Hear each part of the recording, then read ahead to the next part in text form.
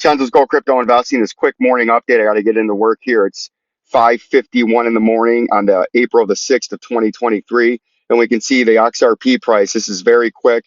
Quick glance at the technical analysis and that head and shoulders that I felt like we were talking about here, where you have your neckline there. If we draw this out, you got your left shoulder, your head, and now coming down to form that potential right shoulder as we got to come and touch this 200-day, and then come back up into a right shoulder and then break that with the neckline running about the 200-day, and then your targeted move is down here at about that critical 37-cent level, and that's what I'm watching for right now. So the initial move today would be to the 200-day. You could bounce back up to 51 cents, and then I think your next inroad on your next major move is down to 45.5 cents.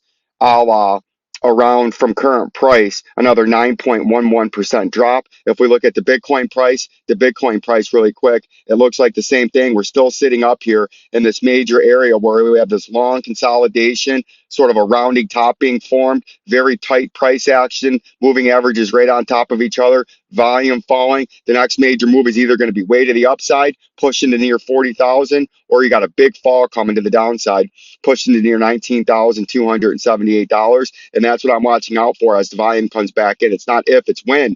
Either you're going to push up to a 8 or 7% pump, or you're going to immediately flush 31% down into Bitcoin price. The same thing with the Ethereum. The Ethereum volume continues to decline. You're at a major consolidation zone where we had here in green up at the top part of this VP volume indicator at $19,002.15. The next major move to the downside would bring you to $16,082.54, retesting the bottom part of the VP volume indicator. As with this price action, looks almost like the Bitcoin with the rounding top. The buyers are being exhausted, and I believe the bulls or the bears are going to take over the market, and the price is going to crash. Peace and love.